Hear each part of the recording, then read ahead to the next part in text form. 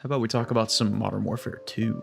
Let's do it, Jacob. You start us off, man. How you feeling about, I mean, you've obviously just barely scratched the surface of the full multiplayer release versus the beta. So before I jump in, let me know your just initial thoughts, your experience so far. Because I've played quite a bit, actually, since it launched. Yeah, I've probably only played maybe 3 or 4 hours, so not very much at all. And I gotta say, I haven't really gotten the COD like multiplayer itch like I used to get.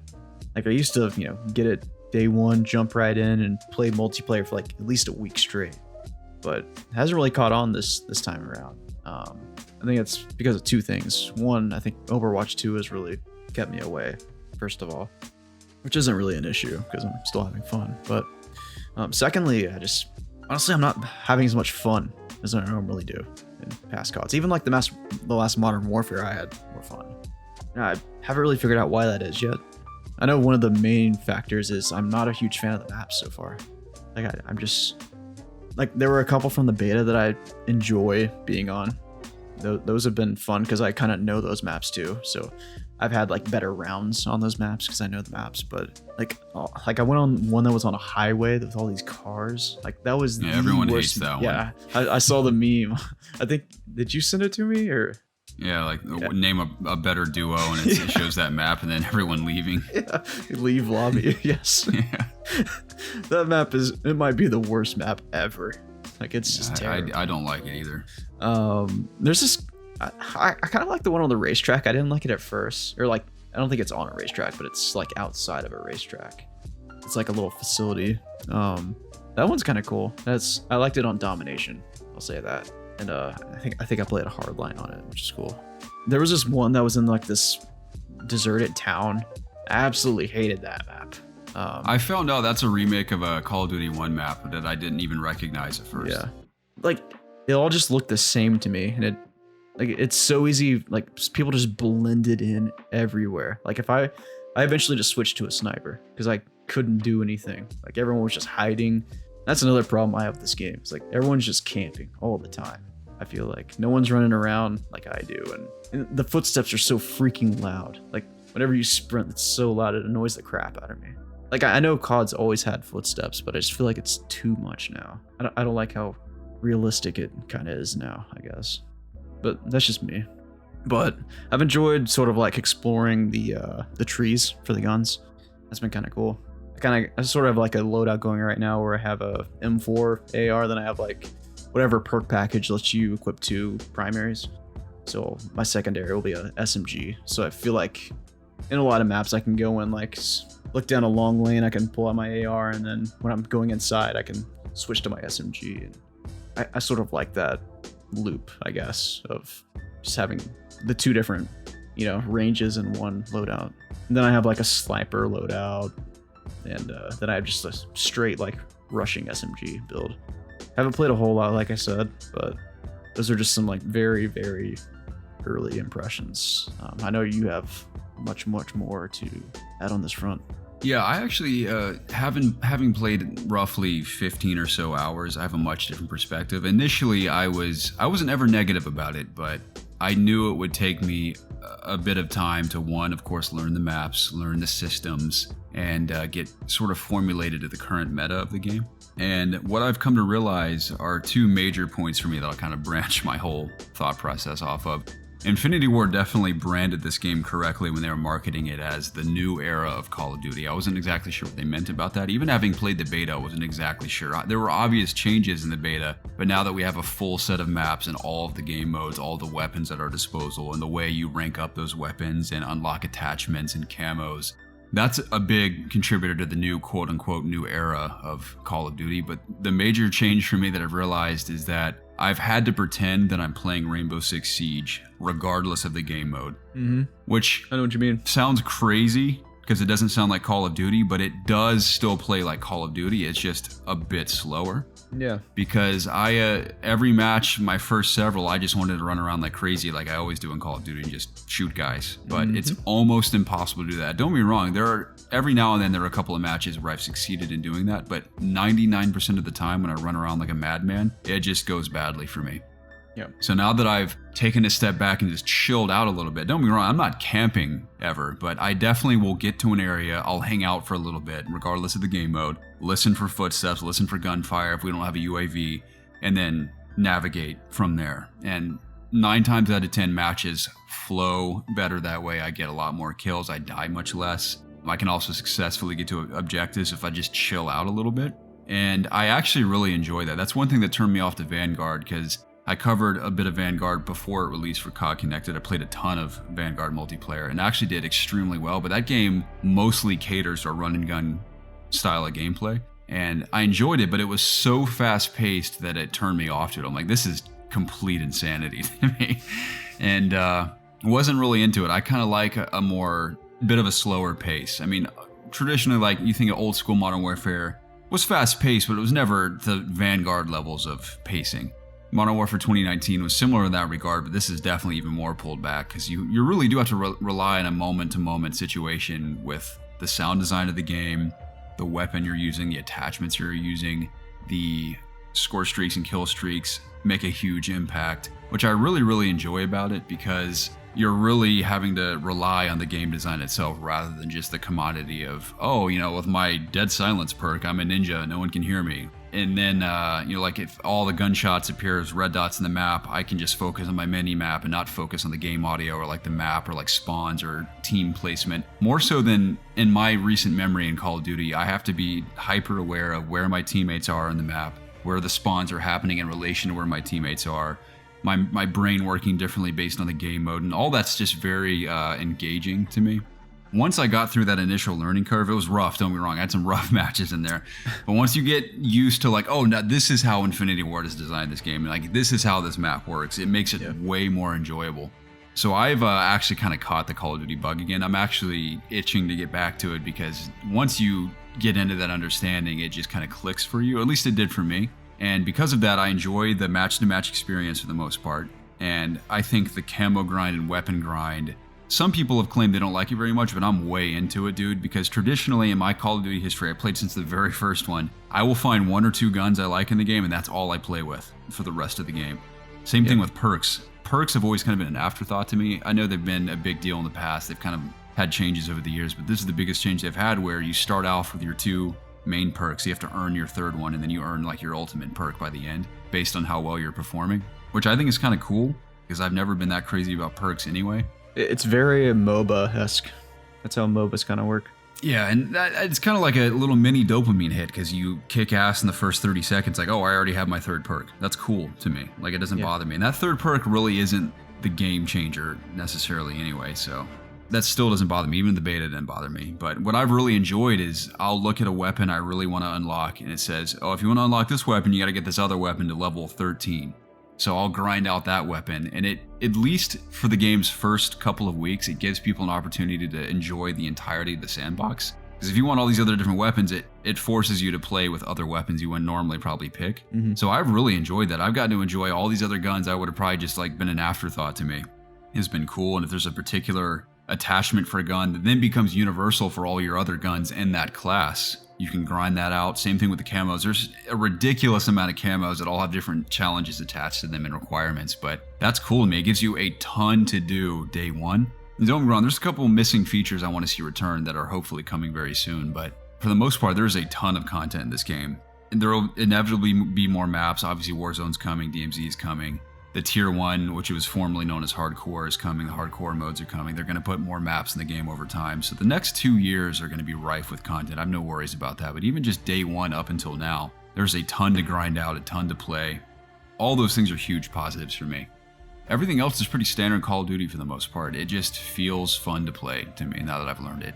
One of my bigger gripes is, I hate to just beat a dead horse at this point because everyone's talking about this, but the skill-based matchmaking can be pretty frustrating at times. It's very, very intense. Yeah. Because I'll get on, I'll play 1 or 2 matches, and it'll feel pretty laid back. I'll do really well, but I have to try especially hard after that because it's kind of impressive. It's like my reactions to it it's kind of like a duality because there's part of me that greatly respects how well they've designed it because it's impressive how locked in the skill-based matchmaking is, and then on the other hand, it's very frustrating because it gets very tiring quickly because whether I win or lose after my first couple of matches, we win or lose by 1 or 2 kills, 1 or 2 points every single match. And that's kind of amazing when you think about it, that they've managed to figure it out that well, that you're always playing with people that are almost entirely at your level. So that's impressive, but if I do that for more than 2 hours, dude, I'm just exhausted. And I think that's what's made Overwatch 2 hit even harder for me, is that I'll do that for 2 hours, and jumping into Overwatch just feels laid back no matter what to me. Yeah. Well, you're playing quick play, so. Yeah. You're not in the comp scene yet. That's true. You'll feel exhausted, trust me. But that's a bummer too, because playing alone is one thing, but as soon as you team up with buddies, it like triples the skill-based matchmaking, so it makes it even more hardcore. Yeah. So, dude, anytime I play with you, I feel like I can't do anything. When I play solo, I do a lot better. Once you learn the maps and kind of get into that groove I talked about, we're just taking a step back and just, the only time I've begun to sprint in that game is if I'm sprinting from one part of cover to another part of cover. I rarely just ever like sprint down a hallway or like sprint around a corner. I'm very careful about my sprint because that gets me killed more than anything. And that's how I get a lot of my kills, because people sprinting around like crazy people. Yeah. So then I always feel like I get killed because people know where I am and they don't, and I don't know where they are, but I can hear them. But if they know where I am with the UAV, like I'm just finished. Yeah, that's a big part of it too. And again, not to backtrack too much, but that's what I like about the kill streaks and score streaks and not having red dots in the main map, is that when you get a UAV or someone gets a counter UAV, that's a big deal for your team, because it completely changes the flow of the match in your favor. Yes. So that's cool to me. Those are mostly all the positives that I can think of off the top of my head. The only negative so far is that the game is still pretty buggy, and I have a pretty good PC. Now, when the game functions, it runs perfectly for me. Looks awesome. I almost run max frame rate every match I play, which is pretty amazing, at least in the 6v6 maps. But every match I jump into since launch, the first 30 seconds, the latency or the connection to the match fluctuates rapidly, where it'll go from like 18 milliseconds to 1,000, just back and forth. So I drop frames, like 50 frames at a time, like for the first 30 seconds, where I'm literally juddering around and can't do anything.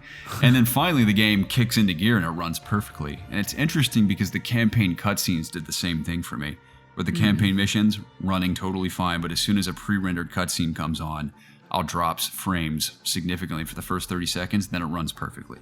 So that's a really strange bug I haven't seen before. And I know I'm not the only one. That's happened to a lot of people. A lot of people experience crashes, specifically when they party up with friends. I've also experienced that. That's a problem. It's a little buggy at launch, which is fairly abnormal for Call of Duty, I feel, but I know crossplay is still kind of a new thing. It's been around for obviously 3 or 4 years now, but that's got to be a major contributor to those issues they just got to iron out, which makes sense to me. I mean, a lot of people played the beta, but of course, a lot more people are playing the full release. So ironing out all those bugs is top priority. A couple of the missing features that I also would like to see are the return of blueprints, where you build a gun in Gunsmith and you can make a blueprint of that. So if you want to change it up and do something else, you can always come back to that blueprint and just return it to the form you had it before. Those are currently missing in the game, which were in 2019. Barracks are missing, which is really surprising to me, that you can't see any of your in-game stats other than just the previous match you played. Really? So no one knows what their KD is, no one knows what their win-loss ratio is. All that's missing. And the weird thing is that weird. As of recording this podcast, Infinity Ward hasn't commented on why it's missing or when we can expect to see it. It's like the first time it's ever been missing. Yeah, that's really interesting to me that that's not in there. Maybe it's coming with Season 1. It could be a situation where it'll just be seasonally based, what I'm hoping the case is Season 1 happens, that's when everything gets logged when the season starts. And then when the next season begins after that, you can always go back and see your previous season stats and compare and contrast. Maybe that's what they're doing, but they haven't said that, so I don't know. You know what's ironic is that Overwatch 1 was a game that never had the scoreboard like that you could just tab and look at it in the game. But now Overwatch 2 does, so it's like they've role reversed these two flip-flopped, games. Yeah. So that's missing. Custom reticles are missing. Those are the 3 big ones for sure. The universal, unanimous complaint people are raging about is the skill-based matchmaking, because it just feels more intrusive than ever. I can live with it, but I wish it felt like the older games. I mean, developers have all said skill-based matchmaking has always been in the game, but it's never felt as hardcore as it does today, ever. So I think I said this in a previous episode of the podcast, maybe it was a Halo video I did, where I would much rather get on and I'd have just a fluctuation. We play a few, super easy, play one or two that are really competitive, and play a couple that we just get our asses kicked. That's just way more fresh to me. And that's what compels me to play a game for longer periods of time in one sitting versus just playing for a couple hours and hopping off. And it sounds counterintuitive to me because you can tell with all these live service games, the whole goal is to make as much money as possible, to keep people engaged with the content, to want to spend money to upgrade camos or skins, whatever it may be. And you'd think they design it in a way where people would want to play more. But the argument being is, oh, you're just catering to casuals because they'll get on and like feel like they can actually do well and not get slaughtered all the time. There's an argument to be had there that I can't disagree with, but everyone believes that the skill-based matchmaking is as intense as it is to keep the masses engaged for as long as possible and to hopefully make more money. Where it's having the opposite effect on me, because if I play 1 or 2 hours where I'm just having to work my ass off, I'm having fun for the most part, but I'm just tired by the end of that and just can't do it anymore. Again, I have no plans to spend money in the store or whatever they're doing with the game. I'm just going to play the game for fun and just grind whatever content's available to me in the game, which thankfully there's a lot of it at launch. That's like the big issue people are having with it on top of all the bugs. So mostly for me though, it's very positive. Love the weapon grind, love the camo grind. The only map I really just don't like is that stupid highway map you mentioned. Even the wide open one you talked about that's in that destroyed city. It is a fun sniping match in the right game mode. Now, Team Deathmatch is a nightmare, dude. I can't stand it. That's what I played. But like Hardpoint or Headquarters, it's a pretty fun map to play.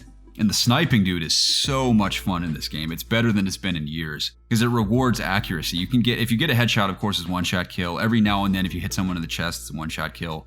Occasionally be 2 shots, but there's so much customization with the weapons in this game. So many different ways to snipe, and even just the snipers by themselves are just incredibly fun to play with.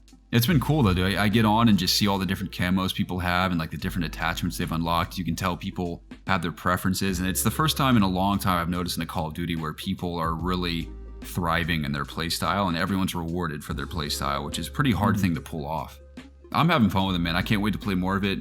Of course, stoked for Warzone 2, especially DMZ is what I'm just very eager to see more of, because I'm way into the extraction shooter stuff. And one thing Call of Duty's always done very successfully is they've taken pre-existing ideas, which you can, of course, can call derivative, but I think it's not necessarily a bad thing when developers adopt ideas and make them their own. And Call of Duty's been very successful in taking existing ideas in the past and putting their own inviting spin onto it, where it's maybe not quite as hardcore as that existing mode, but it's designed in a way that it's accessible is the word I'm looking for. So Tarkov is probably the most hardcore shooter I've ever played, but I do love it. So I'm interested to see what Call of Duty does to make that just a bit more casual friendly. I don't want it to feel casual, but just accessible enough to where you can get into it and have that same hardcore challenge, but still have fun with it. So that's why I'm eager to see more of that. I think that's all I have to say about Call of Duty, Jacob. I encourage you to play more, especially with me if you can, because I think once you learn the maps and kind of get into the loop of unlocking stuff, it's really fun. So For sure. I would rather it not be a live service model. I look forward to those missing features getting into the game hopefully soon. But ultimately, it's been positive, and I'm excited to play more.